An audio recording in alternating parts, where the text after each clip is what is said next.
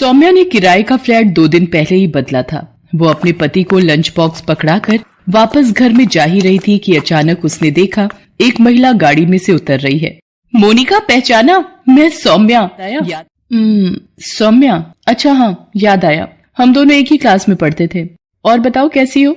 और पहले तो तुम्हें कभी नहीं देखा। हाँ, वो मेरे हस्बैंड की नौकरी की वजह से हमने ये फ्लैट किराए पर लिया है। अभी 2 दिन पहले ही आए हैं। मुझे ये तो पता था कि तुम्हारी शादी भी इंदौर में ही हुई है, हम इतने पास में रहेंगे ये नहीं पता था। अच्छा, तुझे वो स्वीटी याद है जो हमारे समोसे खा जाती? अच्छा चलो मिलते हैं फिर। वो मुझे एसी में रहने की आदत है तो सड़क पर इतनी देर खड़ी नहीं होती। चल ठीक है, फिर आराम से बात करेंगे।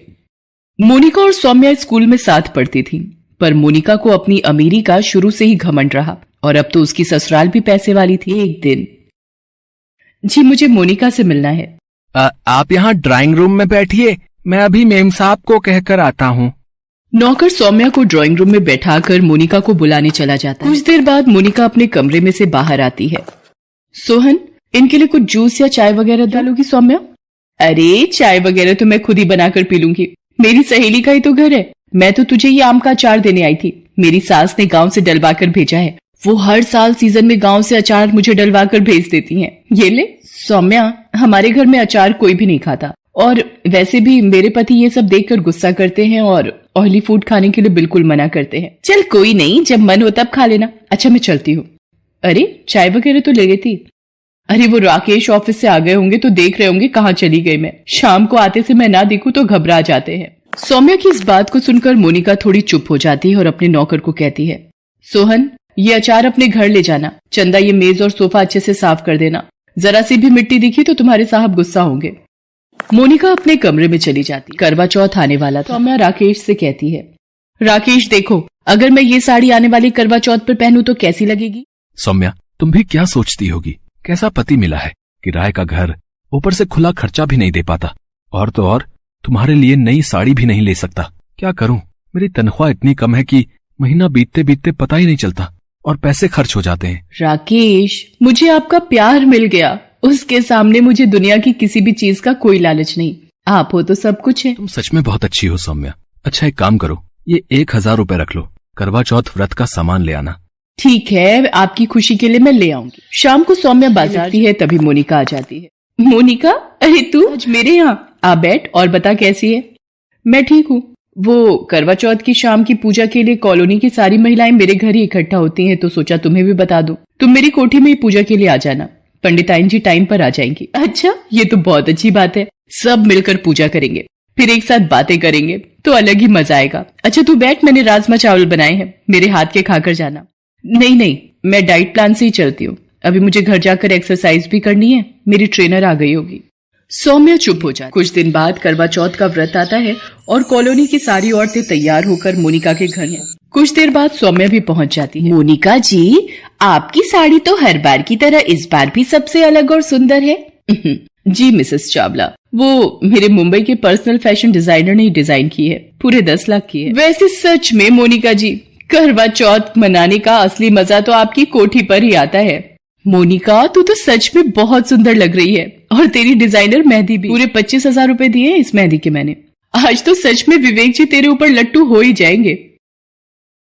सौम्या की बात सुनकर मोनिका बात को काट, तभी पंडिताइन भी आ जाती। सब औरतें गोल घेरा बनाकर बैठ जाती हैं और कथा सुनने लगती हैं। इस तरह पूजा समाप्त होती है। सभी औरतें अपने अपने घर चली जाती हैं। सौम्या भी अपने घर आ जाती है और रात में चंद्रमा निकलने का इंतजार करने लगती है। चंद्रमा निकलने में अभी वक्त था। सौम्या राकेश को बार बार छत पर चंद्रमा देखने के लिए भेज रही थी। उसी बीच सौम्या ने मोनिका को फोन मिलाया।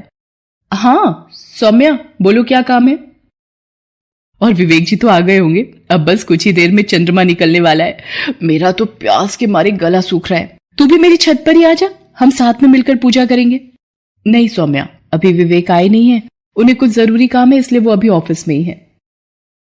तू चिंता मत कर, आ जाएंगे। और उन्हें भी पता है कि आज करवा चौथ है और तूने उनके लिए व्रत रखा है, इसलिए उन्हें भी तेरी चिंता होगी, तो परेशान मत हो। कुछ देर बाद चांद निकल आता है और सौम्या चंद्रमा की पूजा करती है और राकेश के हाथों से पानी पीकर अपना व्रत खोलती है।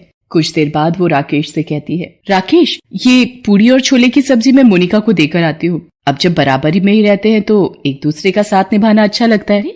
कोठी में ये अंधेरा क्यों है और कोई नौकर चाकर भी नजर नहीं आ रहे। मोनिका, कहाँ पर हो? कहीं बाहर तो नहीं गए हैं? पर गेट तो खुला हुआ है। अरे ये तो बेहोश है। अरे ये जमीन पर कैसे गिरी? सौम्या राकेश को बुलाती है। वो डॉक्टर को लेकर आता है। तब तक मोनिका थोड़ा होश में आ जाती है। देखिए, इन्हें जल्दी ही कुछ लिक्विड देना होगा। पानी की कमी से तबीयत और खराब हो जाएगी। मोनिका 2 घूंट पानी के ले ले, नहीं तो तेरी तबीयत बिगड़ जाएगी। नहीं, जब तक विवेक अपने हाथ से पानी नहीं पिलाएंगे मैं अपना व्रत नहीं खोलूंगी। अच्छा, मैं चलता हूँ। आप कोशिश कीजिए कि ये कुछ लिक्विड पानी या जूस पी लें, उससे ही तबीयत में सुधार आएगा। तो मैं दोबारा आ जाऊंगा। पता नहीं, विवेक का फोन भी नहीं मिल रहा है। मैंने बहुत बार ट्राई किया है। आज त्योहार की वजह से सारे नौकर भी जल्दी घर चले गए हैं। पता नहीं चक्कर कैसे आ गया। एक काम कर, मुझे विवेक जी के ऑफिस का पता दे। राकेश उनको जाकर ले आएंगे। बस तू अपना मन शांत रख, सब ठीक हो जाएगा। राकेश, आप विवेक जी के ऑफिस चले जाओ। राकेश अपनी मोटरसाइकिल पर विवेक के ऑफिस जाता है और वहां जाकर उसे सारी बात बताता है। विवेक एक मीटिंग में व्यस्त था, इसलिए उसका फोन ऑफ था। कुछ देर बाद विवेक घर पहुंचता है। आई एम सॉरी मोनिका, मैं भूल गया था। आज तुमने मेरे लिए करवा चौथ का व्रत रखा है और तुम सुबह से भूखी प्यासी मेरी राह देख रही हो।